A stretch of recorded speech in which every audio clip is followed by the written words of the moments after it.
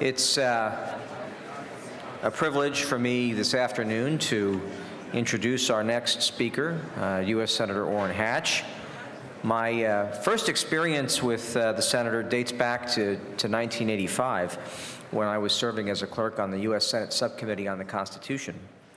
It was an exciting time with a number of very consequential issues squarely before the Senate, from immigration to new civil rights legislation, to a raging battle over the extent to which Senate Democrats should attack and block President Reagan's judicial nominees. What I remember most about my brief tenure there is how Senator Hatch demonstrated such great wisdom about the thrust and parry of the legislative process and the long-term dangers of abusing it. One afternoon, he predicted that the kind of behavior we were witnessing toward judicial nominees would set in motion a fundamental change in the way confirmations would proceed, requiring Republican presidential nominees to rebuff certain policy and jurisprudential litmus tests. And of course, he was right. Things have never been the same since those days. I learned also that Senator Hatch was a master of procedure.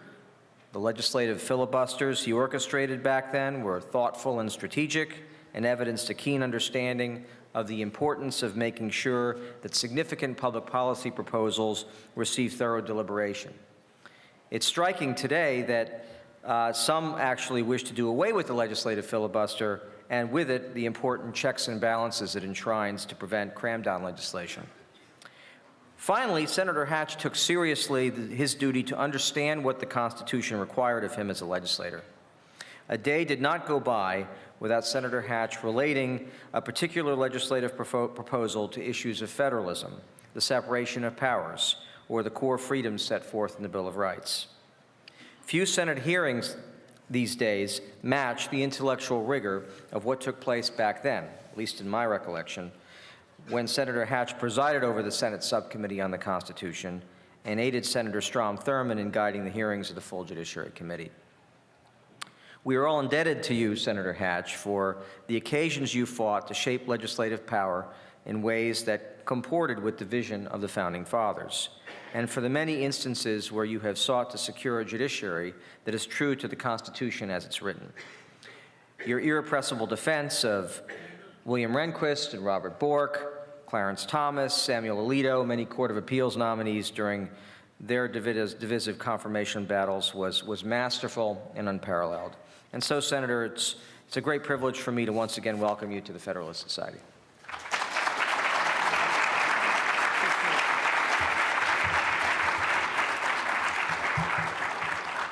Well, thank you, Leonard. You were a great person to work with back in those days, and we were in the middle of an awful lot of very important battles, and they were tough, mean-spirited battles as well. Well, thank you, and it's always a pleasure to address this. I'm an active member and supporter of the Federalist Society from the beginning, and I still believe as strongly as ever in the principles that you're all seeking to advance. At this annual gathering, it's always worthwhile to set aside a few moments to reflect upon these principles and to clarify exactly what our priorities really are. Every year, this is a spectacular meeting. I'm especially amazed by our numbers last night and yesterday and today. The last time I saw so many lawyers in one place, there was an ambulance nearby. I promise to avoid legal humor today if I can. It's hard in this profession, I'll tell you. My wife actually says I confirm the stereotype that lawyers aren't funny. That's understandable. Litigation is not humorous to most people. It's just plain expensive. By the way, Brent, who is your treasurer and who's worked as a Federalist Society leader from the beginning, my son, just won a huge victory last night out there in Utah, a multi-million-dollar victory.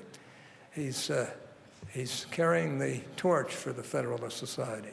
And he was so pleased to call me and tell me about it. The mainstream media, of course, is not always helpful in eliminating the goals of the society. At this annual event, we are often treated like clockwork to media accounts that breathlessly cast the Federalist Society as an embodiment of some supposed vast right-wing conspiracy. And despite the left, this organization isn't some cabal plotting to push a particular political agenda. We leave that work to the Illuminati. And I can't help myself. And I'm not sure where they hold their annual meetings, but I hear the food is incredible. Okay, this organization has always held itself to the highest of standards in refusing to embrace any particular political agenda.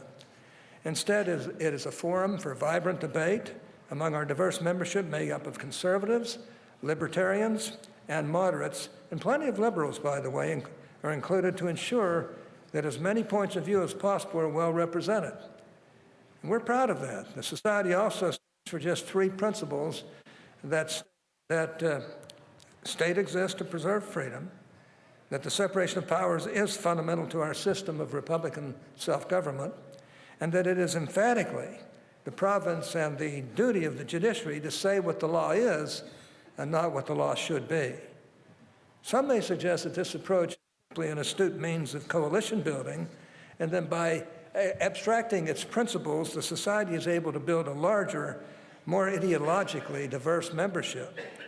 Now, there's no doubt that the Federalist Society has built an impressive record over the many years as a proverbial big tent that would make the fusionist fathers of the new right, like William F. Buckley and Frank Meyer, very proud. Nevertheless, there is a much deeper lesson manifest in the Society's principles than simple pragmatic politics. Namely, that our first loyalty is to the Constitution, rather than to any ideology or political party. We are constitutionalists first and conservatives second. And I say constitutionalists first, conservatives and misguided liberals second.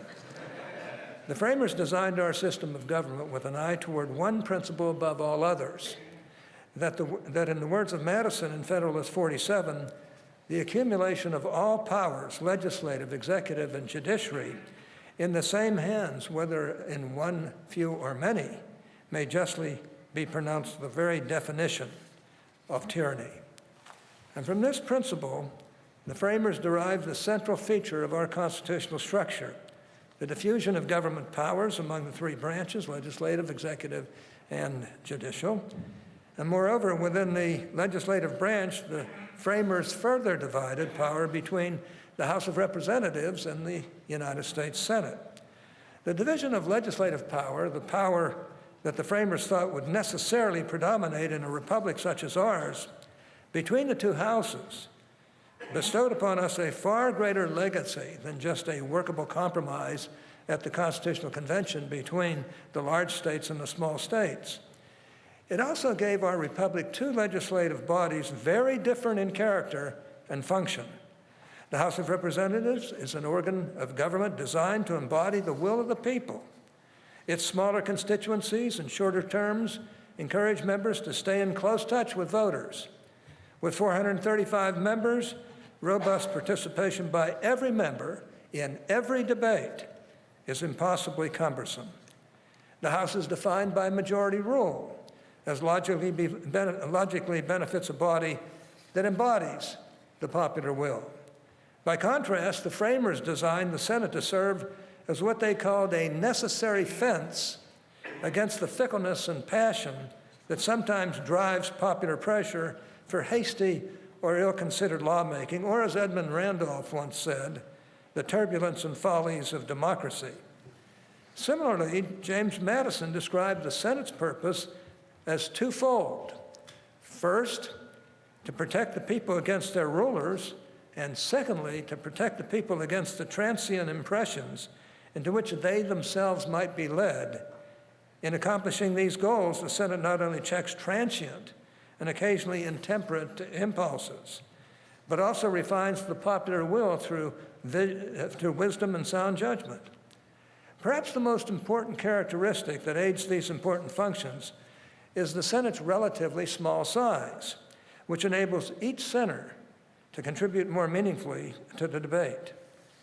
The primacy of individual senators' rights has long guided the development of the Senate's rules and traditions, including the right to extended debate, an open amendment process, and a committee system that gives members from the most seasoned chairman to the newest freshman a hand in writing and improving legislation.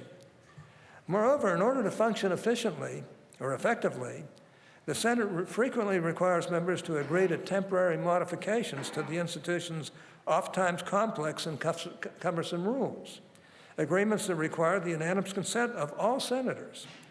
These rules give each senator a stake in the legislative process and enable each to bring his or her considered judgment to bear on pressing national issues.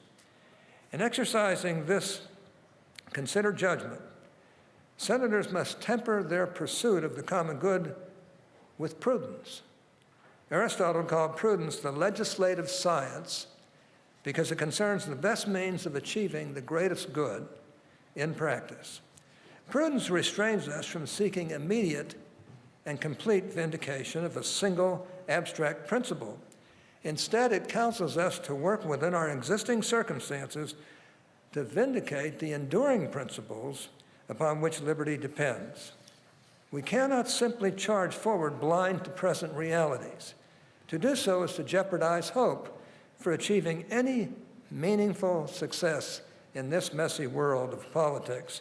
Adopting an all-or-nothing strategy, which some are doing lately, usually produces only the latter, nothing. Prudence is particularly crucial because the expansive rights of individual senators are a double-edged sword. At once, both the great genius of the institution and the source of potential pitfalls. By giving a minority of senators, sometimes even a minority of one, great influence over the business of the whole body, the Senate endows individual members with enormous power. Senators may refuse to end debate, place holds on bills, on nominees, as we're all too familiar with, and object to unanimous consent requests, effectively grinding the institution to a halt. Accordingly, the majority leadership entrusted with managing the Senate's business must shape the chamber's business in a manner that respects minority rights if the Senate is to function effectively. In the minds of many of our fellow citizens, however, the Senate's rules are not being employed in the interests of thoughtful legislation or productive oversight, but rather for mindless partisanship and political grandstanding. To many, Senate procedure has become a synonym for mindless obstruction. To a certain extent, they're right. While the whole republic has benefited time and again from the Senate's rules when they have been employed wisely and judiciously, the manipulation of these timeless rules over the past few years to serve a transient partisan agenda has caused serious dysfunction. The Senate's work has increasingly been defined by repeated and escalating instances of abuse that threatens the Senate's ability to serve the American people. The single strongest driving force behind this institutional damage has been the current leadership of the minority party. During their time in the majority over the previous 8 years, Democratic leaders inflicted serious damage to many of the Senate's defining features. Consider the right to extended debate. The Democratic leadership in the last Congress frequently moved to end debate on a measure at the very same time the message was brought to the floor or brought up for consideration, employing this tactic far more than in previous Congresses. The result of this tactic was not to end the debate on legislation, but rather to prevent it altogether. And whenever those of us in the then minority resisted the demand that we end debate as soon as we begin consideration of the bill, the Democrat leadership wrongly labeled our resistance a filibuster. Worst of all, when the D.C. Circuit Court of Appeals tried to hold the Obama administration accountable to the law and the Constitution, the Democrats sought, in their own words, to, quote, switch the majority, unquote, on the court, and to, quote, fill up the D.C. Circuit one way or another, unquote, in order to pack this crucial court, and I mean it is crucial. Some think it may be every bit the equal of the Supreme Court because it hears countless issues that the court will never have time to take up, and on very, very important governmental things. But in order to pack this crucial court, They invoked spurious claims of obstruction to take the drastic step of abolishing extended debate altogether on most nominations using the so-called nuclear option. Next, consider amendments. Instead of allowing an open amendment process, the Democratic leadership used a procedural maneuver known as filling up the tree right after filing the bill to deny senators the right to offer amendments. By refusing to allow amendment votes, the Democratic leadership invited minority opposition to the underlying measures, killing important bipartisan legislation like the energy efficiency bill and the sportsman bill, just to mention a few. In fact, in the last Congress, almost a year went by during which the Democratic majority allowed votes on only 11 amendments from the Republican minority. During that period, all 45 senators in the minority together got fewer votes on amendments than one House Democrat, Congressman Sheila Jackson Lee. According to the Congressional Research Service, the previous majority leader used his position to block the consideration of amendments more than twice as much as the previous 6 majority leaders combined. Finally, consider committee work. In the last Congress, many bills that received floor consideration bypassed the committee process altogether. They would take it right into the leader's office and they would decide what the bill should be. The Finance Committee was a particularly abused committee in that regard. And the reason was, well, maybe I better not say the reason. That would be maybe too frank. In fact, each of the past 4 Congresses set a new record for, and by the way, it wasn't because of Republicans that they did that, it was because of Democrats. And in each of the past 4 Congresses, they set a record for the number of bills brought directly to the Senate floor. The unfortunate but predictable result of this tactic was to waste the Senate's valuable floor time on partisan messaging bills that no one seriously expected to become law. Now, both sides do that from time to time, but this was done to excess. Now, in the minority, the Democratic leadership initially promised to cooperate with the new Republican majority. Unfortunately, they soon returned to abusing Senate rules, this time from the minority position. They have refused to allow the Senate even to begin consideration of bills by filibustering so-called motions to proceed. Now, this maneuver prevents the Senate from engaging in substantive floor debate and from considering amendments to reshape legislation. Forget getting across the finish line. Senate Democrats won't even allow us to line up on at the starting gate to even begin the process of addressing their concerns. There's no way to get a bill from 54 votes to 60 votes if the other side won't even engage in the first place. And while Republicans occasionally use the same tactic, in the last Congress we resorted to it only when the Democratic leadership expressly refused to allow votes on Republican amendments that the Democratic leadership didn't like. Democrats have also abused Senate rules by refusing to return to regular order on spending bills. Ever since 2011, we lived through crisis after crisis over fiscal cliffs and expiring funding. This has been something of a boondoggle for Democrats. By waiting until the last possible moment to reach agreement, with the threat of a shutdown standing us in the face, Congress has been unable to make the sort of lasting budgetary reforms our country needs.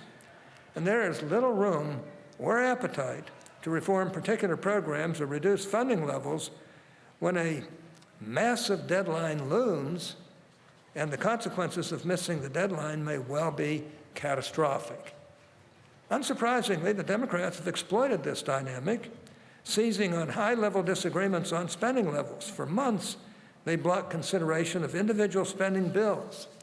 In other words, appropriation bills. This is the first time all 12 appropriation bills were brought to the floor.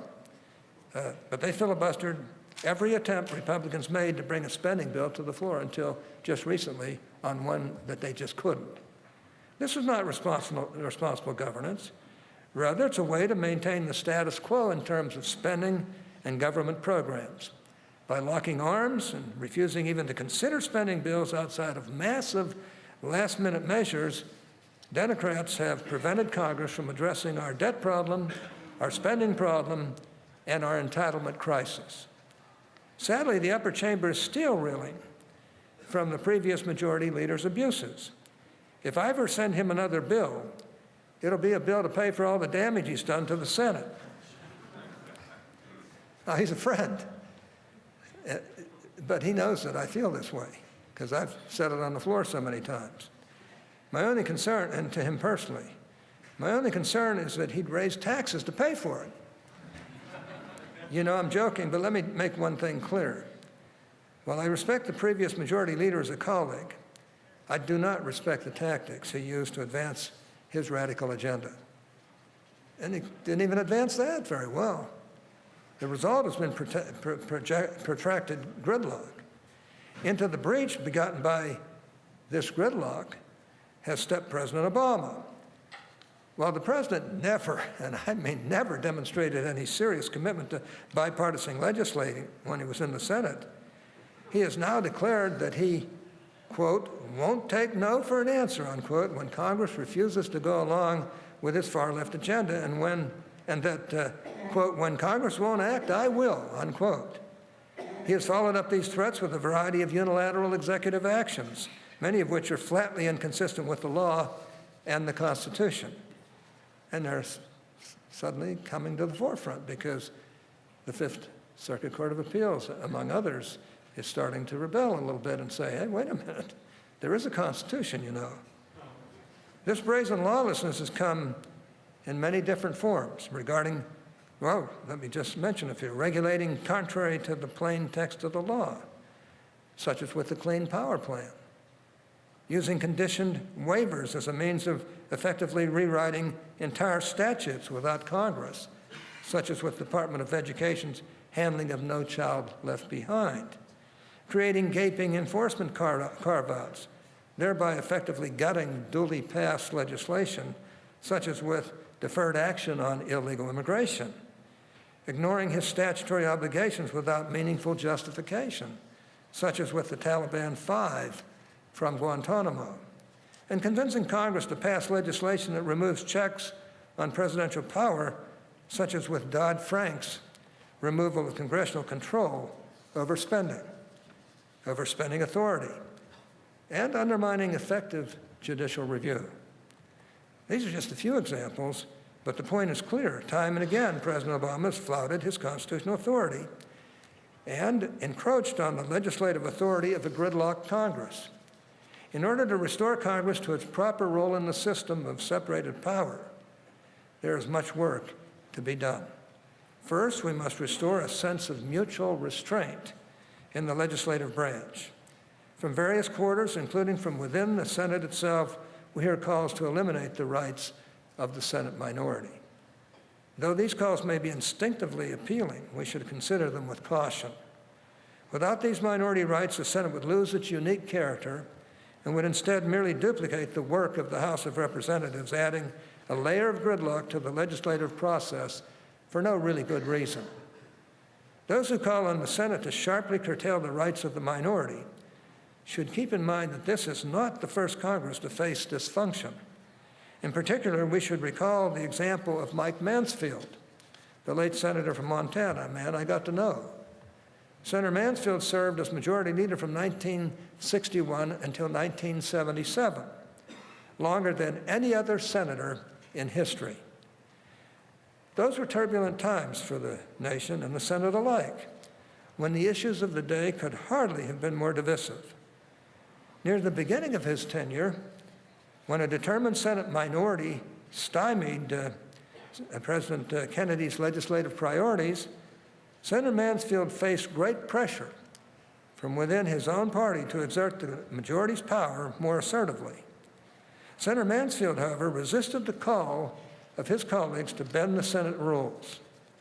Though tempted by the prospect of important political victories, he instead counseled that the remedy to gridlock, quote, lies not in the seeking of shortcuts, not in the cracking of non-existent whips, and not in wheeling and dealing, but by accommodation, by respect for one another, and by mutual restraint, unquote. Now, Senator Mansfield was right, and his wisdom is perhaps more relevant now than ever. For the Senate to function effectively, senators of all stripes must practice mutual restraint, Republican and Democrat, conservative and liberal, majority and minority alike.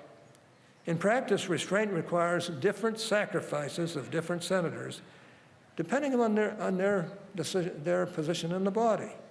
For the majority leadership, mutual restraint is measured in part by what sort of measures leadership brings before the Senate for consideration. Do the measures tend to be divisive, partisan messaging bills that have no chance of passing? Or do they intend to be measures that can gather at least some bipartisan support, measures that may offer less prospect of a partisan victory, but greater prospect of actually becoming law? Restraint is also measured by how the majority leadership guides the Senate's consideration of a particular measure. Is there an open amendment process that allows all senators to contribute to the chamber's work and that seeks means of mutual accommodation? Or does the majority leader consistently fill the amendment tree, freezing legislation in the exact form that only he demands? Is the full Senate given sufficient time to freely and thoroughly debate a measure? Or does the majority leader move to end debate as soon as it begins? The need for mutual restraint also creates correlative obligations for the minority, be it an entire party or a single senator. From filibusters to poison pill amendments, to objections, to routine unanimous consent requests, an often underappreciated but incredibly important tool to chew up valuable time, senators in the minority have numerous ways they can grind the Senate to a halt. Senators on both sides of the aisle, myself included, have relied on these means before. Their use can be quite legitimate when employed judiciously and when motivated by serious policy disagreement. However, when employed indiscriminately for the purpose of frustrating the operation of the Senate for personal or partisan gain, the use of such tactics is, in my opinion, deeply improper. The appropriateness of the minority's behavior hinges in large part on the actions of the majority. With the power to decide the Senate's business, including what the Senate considers as well as how it considers it, the majority's behavior rightfully shapes the minority's response. Majority restraint invites minority restraint, beginning productive legislating, whereas majority overreach invites minority intransigence, causing only dysfunction. Under the new Republican majority, we have made significant progress in restoring the Senate to proper functioning, passing dozens of bipartisan, center-right bills and holding roll call votes on 168 different amendments. It was almost 160 by the time we did the August recess. In fact, earlier this year, we voted on more amendments in 1 week than we did in all of last year. And about half of those amendments are Democrat amendments, some of which have chilled my blood a little bit from time to time. And throughout this Congress, Senate Republicans have tried to de-escalate the partisan arms race to abuse the Senate rules. While our efforts have not met with unbridled cooperation from the Democratic minority, we have made significant progress. On the Finance Committee alone, we've passed over 40 bipartisan bills since the first of the year. And it's been a pleasure. I've had Democrats come up to me and say, isn't it wonderful that we now get to vote on things? You know, after only 11 votes, or 16 votes, I think it was, in the whole prior year. And I agreed with them. It's really quite wonderful. While our efforts have not met with unbridled cooperation from the Democrat minority, we have made significant progress. Based on this experience, members of both parties have begun discussing the possibility of some rules changes that could gain bipartisan support. Reforms that would improve the effectiveness of the Senate while preserving critical minority rights. And while many of us are still evaluating some of these proposals, a few narrowly tailored changes to the Senate's rules that can win broad support may be the order. And they're going to have to win broad support to change the rules, 2/3 vote. Second, we need to recognize that in order to get anything done in this town, we have to work together. And unless your party holds the White House and the House majority and 60 votes in the Senate, that means working together with the other party. Now, this doesn't mean that you sacrifice your principles. No deal is worth casting aside your convictions. But it does mean that you work to find areas of common agreement. Neither side gets everything at once, and that's okay. The framers intentionally designed our constitutional system to require consensus among multiple competing factions. Ours, of course, is not a parliamentary system.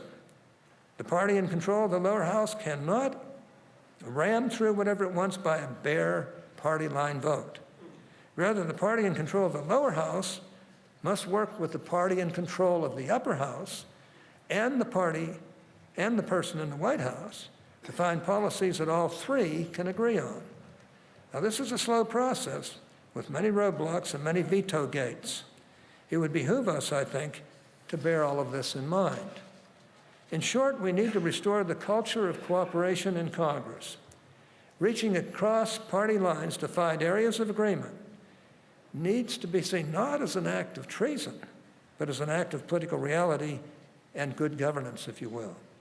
Those who proclaim fidelity to the Constitution should recognize, indeed, they must recognize, that the Constitution requires the parties and the branches to work together.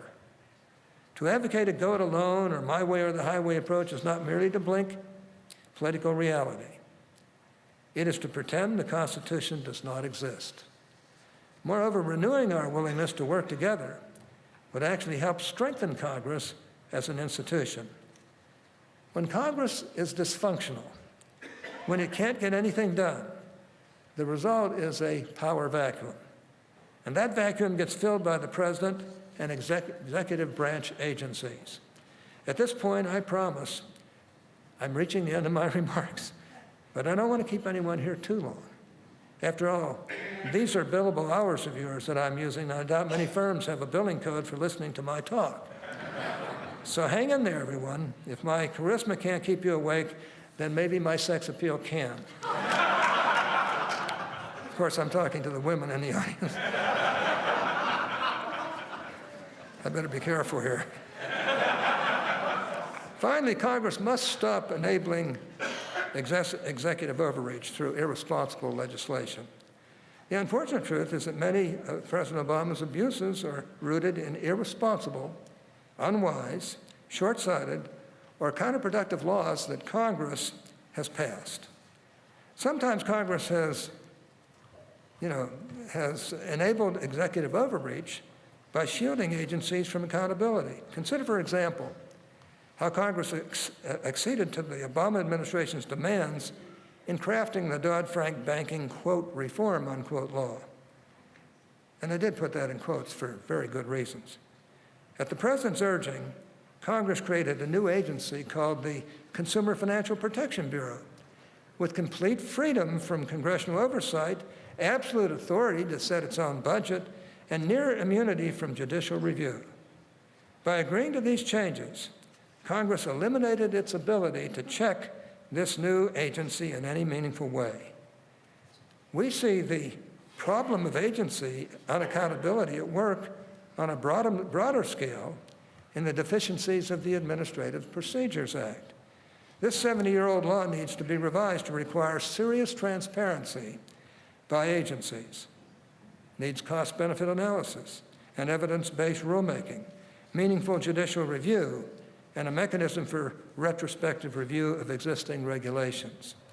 At other times, Congress has passed laws that are overly vague or that fail to get at the problem they seek to address. Too often, the urge to do something overwhelms the prudence to do something well. Consider, for example, the EPA's costly rules regulating carbon dioxide. Although Congress plainly did not intend to authorize EPA to regulate carbon dioxide emissions, the Clean Air Act's operative language is so vague that it has facilitated motivated misinterpretation. Overbroad delegation has thus enabled a vast overreach by the president that Congress really never meant to authorize. Congress's tendency to pass vague or imprecise laws has manifested itself most problematically in the area of criminal law. Too often when something bad happens, the immediate response has been to seek to criminalize that bad thing. But not every bad act needs to be criminalized. In many cases, civil penalties suffice. Moreover, the fact that something bad happens does not necessarily mean there is a hole somewhere in the criminal code that must be plugged. In most cases, existing law provides all the tools prosecutors need to bring bad actors to justice. And in those cases where new criminal penalties are warranted, Congress must take care to define with precision both the scope of the proscribed conduct and the elements that the government must prove in order to convict. Otherwise, we will see innocent Americans ensnared in the criminal justice system because Congress swept too broadly or gave officials too much discretion in deciding which cases to bring. I'm particularly troubled by the absence of clear mens rea requirements in much of our criminal law. The requirement that the government prove the defendant acted with a guilty mind is one of the great bulwarks against unjust prosecution and incarceration of morally innocent actors. Far too often, however, Congress has passed criminal laws that lack mens rea requirements or that authorize agencies to create crimes with such requirements. For this reason, I've written legislation that set a default mens rea requirement for all criminal statutes and regulations that lack such a requirement. My bill would not mandate a particular mens rea standard for all crimes, nor would it override existing standards set forth in statutes. All it would do is set a default for when Congress has failed to specify the criminal intent required for conviction. That's important to me. It should be important to all of you, too. I have the legislation ready to go. Indeed, contrary to some reports, I've had the language ready for months, and I shared it with multiple Democratic offices long before the Senate sentencing bill was ever introduced. I'm hopeful that my default mens rea bill can be introduced in the near future and that we can move forward soon on this most important issue. I might also add that there's no doubt in my mind that some people have been sent to jail who could have been better treated and better helped in other ways. And we need to find those people and give them a break. On the other hand, we have to be careful.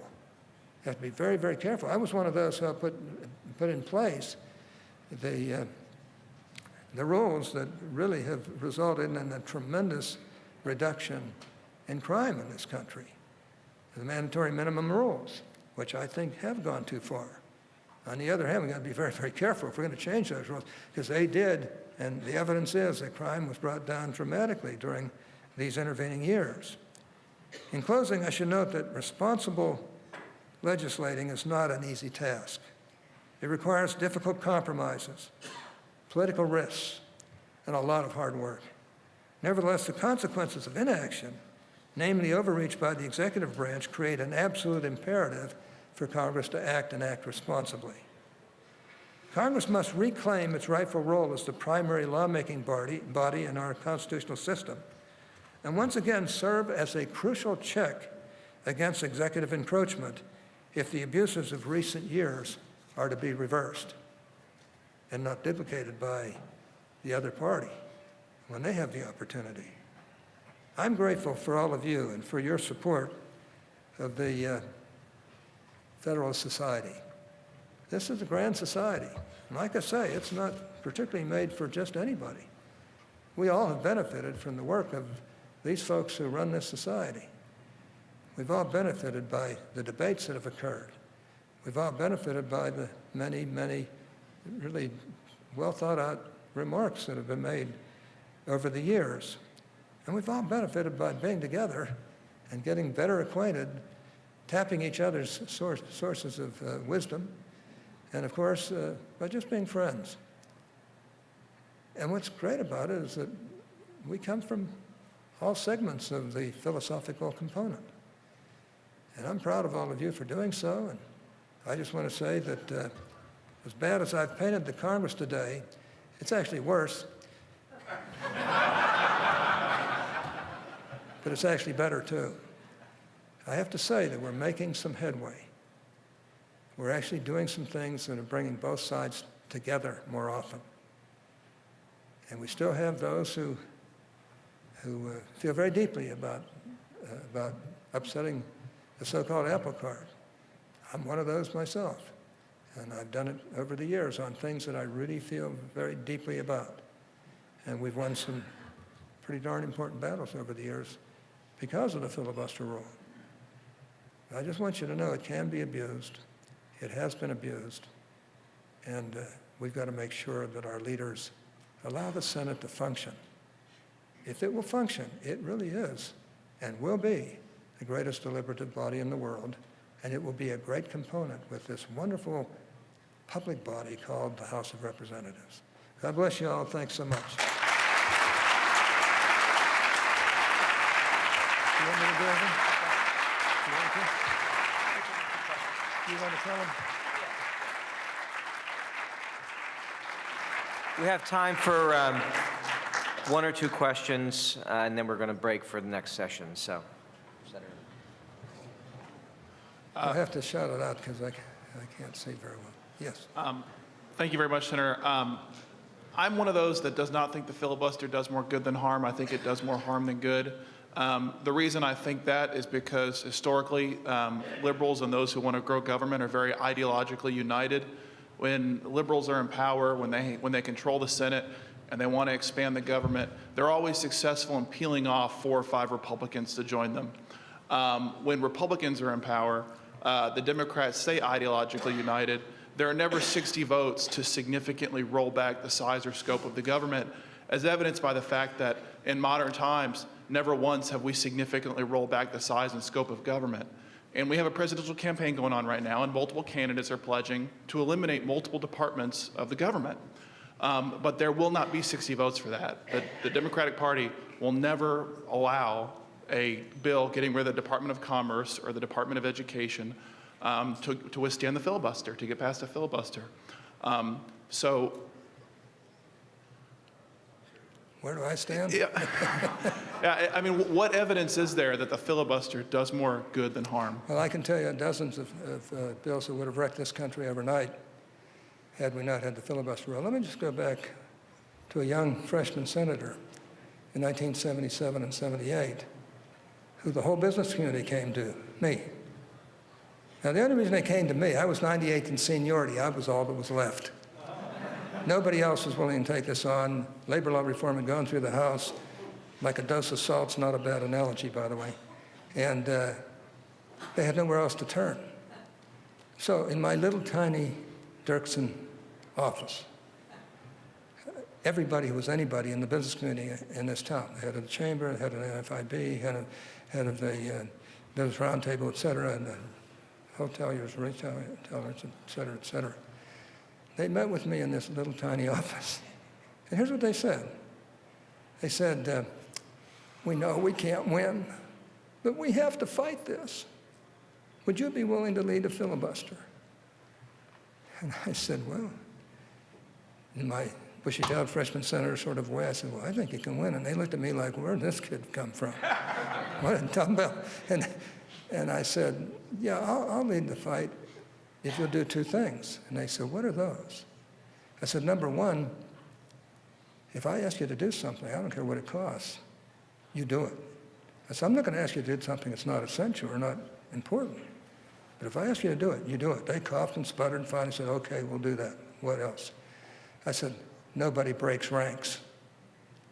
And at that point, there was a look of panic because they'd never been able to keep the unionized companies with them. And at that time, unions were like 30, 35% of the workforce.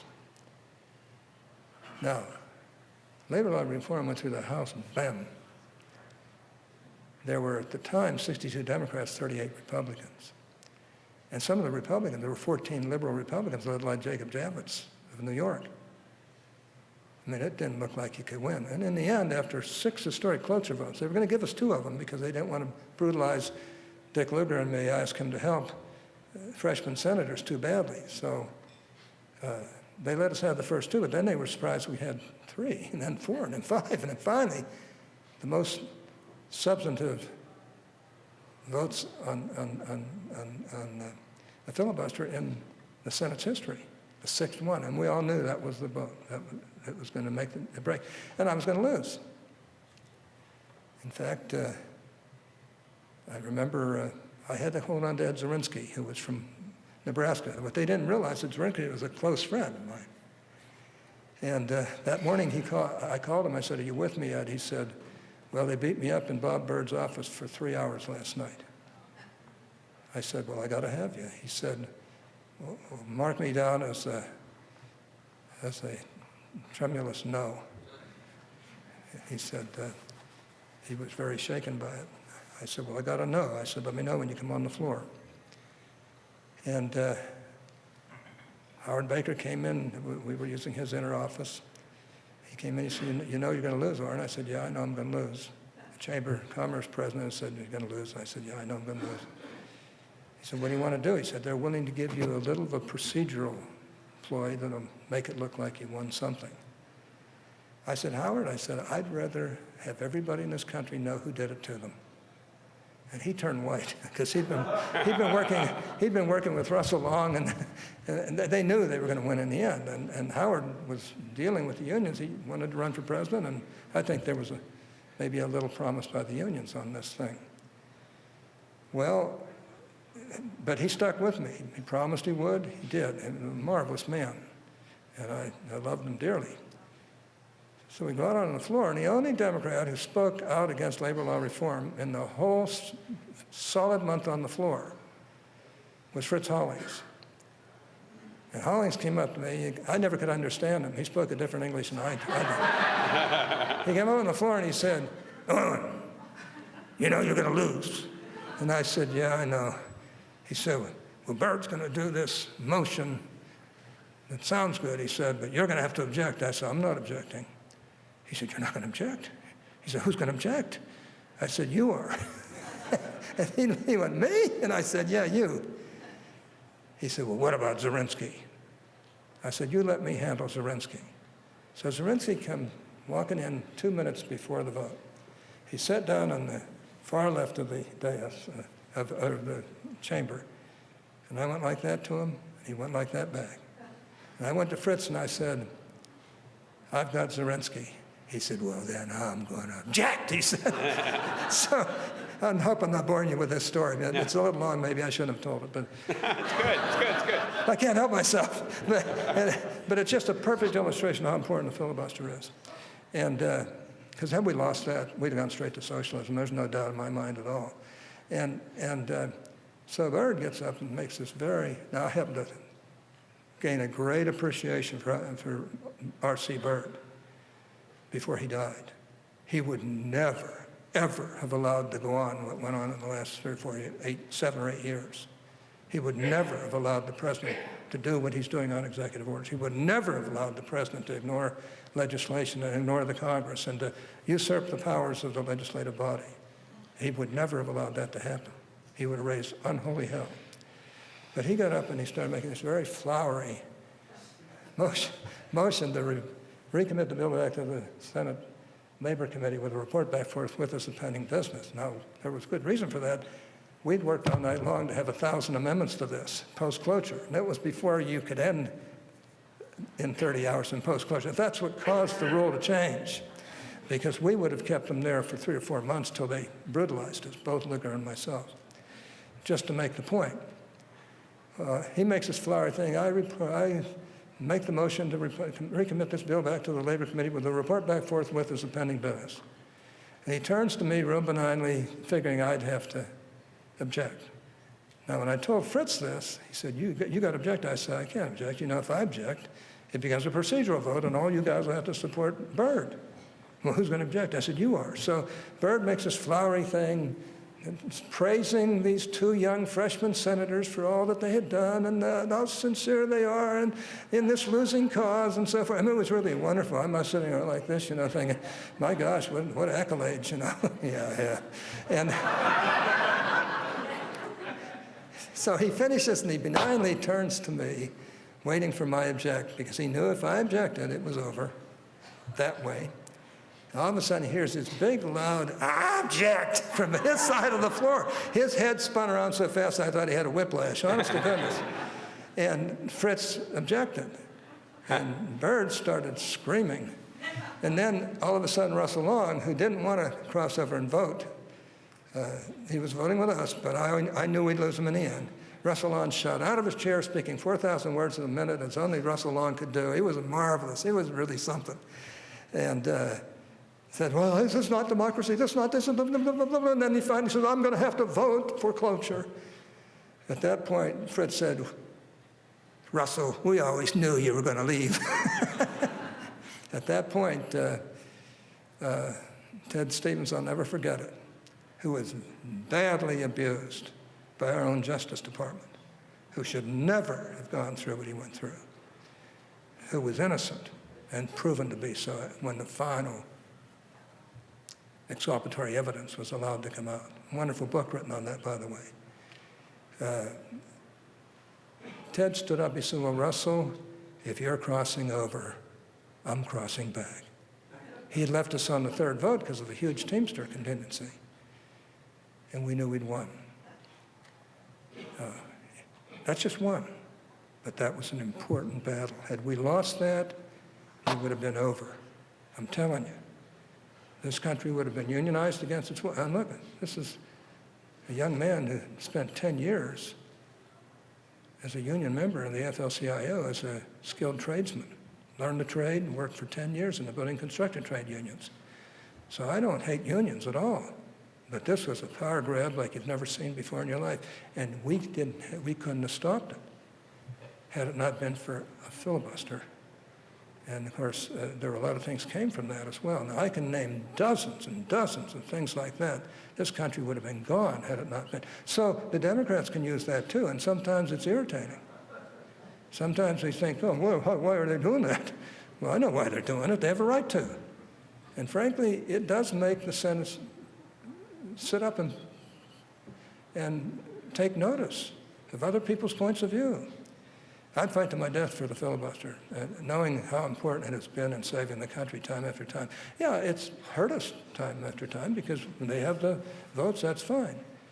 But to be honest with you, you only need 41 votes to stop a really bad piece of legislation. Now, that's pretty hard sometimes for Republicans to get. It was really hard back then because we had like 14 Republicans who were led by Jack Javits, who I to this day think is one of the brightest people I've ever known in the Senate, who were going to go against us, or wanted to go against us, put it that way.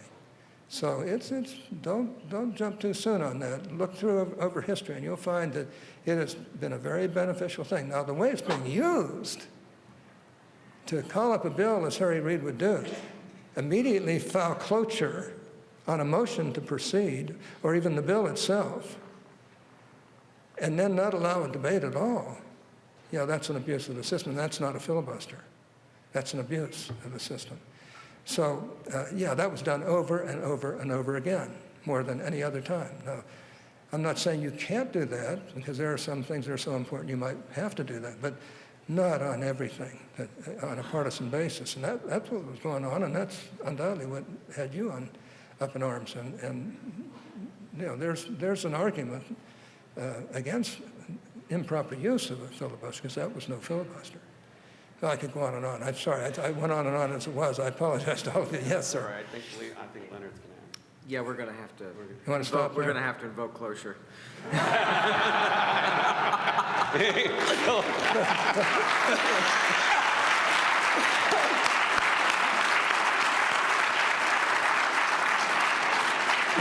But you don't seem to take into consideration is I still have the floor.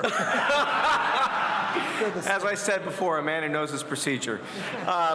Senator Hatch, thank you very much for being here, but more importantly, thank you very much for the tremendous kindness and generosity you've shown to the Federalist Society over the years, and for your leadership in our country. We really appreciate it. Thank you.